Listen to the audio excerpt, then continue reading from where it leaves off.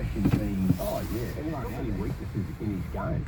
You know, he's just a great winger. He's a great finisher, a great out of yard. You know, one thing I don't understand, though, when teams play against Penrith is why they don't kick to him more. Kick, cross-field kick. You've mentioned this before. Yeah. I just don't know why they take it on him.